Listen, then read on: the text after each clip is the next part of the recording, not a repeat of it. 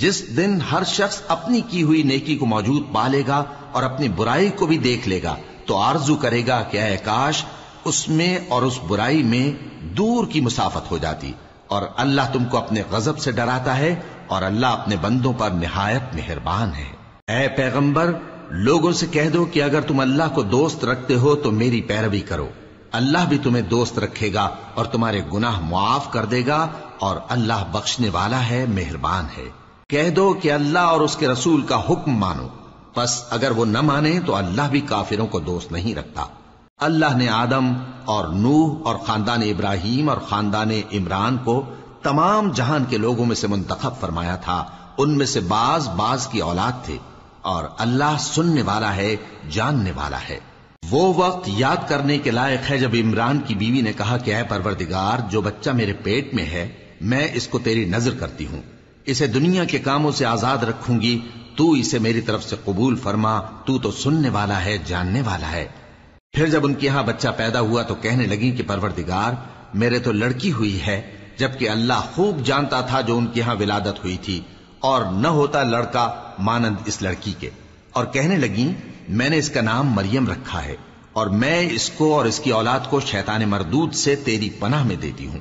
تو اس کے پروردگار نے اس کو پسندیدگی کے ساتھ قبول فرمایا اور اسے اچھی طرح پرورش کیا اور زکریا کو اس کا کفیل بنایا. زکریا جب کبھی عبادت گاہ میں اس کے پاس جاتے تو اس کے پاس کھانا پاتے. یہ کیفیت دیکھ کر ایک دن مریم سے پوچھنے لگے کہ مریم یہ کھانا تمہارے پاس کہاں سے آتا ہے؟ وہ بولی کہ اللہ کے ہاں سے آتا ہے، بے شک اللہ جسے چاہتا ہے بے حساب رزق دیتا ہے. اس وقت زکریا نے اپنے پروردگار کو پکارا، عرض کی کہ پروردگار مجھے اپنی طرف سے اولاد صالح عطا فرما، تو بے شک دعا سننے والا ہے.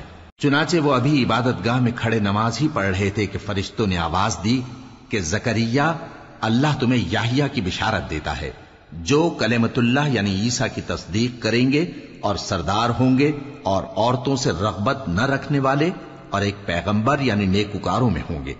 زکریا نے کہا اے پروردگار میرے ہاں لڑکا کیوں کر پیدا ہوگا کہ میں تو بڈھا ہو گیا ہوں اور میری بیوی بانجھ ہے. فرمایا اسی طرح اللہ جو چاہتا ہے کرتا ہے. زکریا نے کہا کہ پروردگار میرے لیے کوئی نشانی مقرر فرما دے. فرمایا تمہاری نشانی یہ ہے کہ تم لوگوں سے 3 دن اشارے کے سوا بات نہ کر سکو گے. تو ان دنوں میں اپنے پروردگار کی کثرت سے یاد اور صبح و شام اس کی تسبیح کرنا.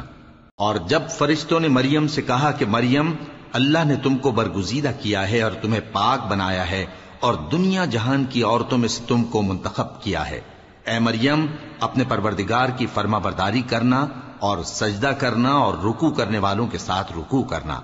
اے نبی یہ باتیں اخبار غیب میں سے ہیں جو ہم تمہارے پاس بھیجتے ہیں.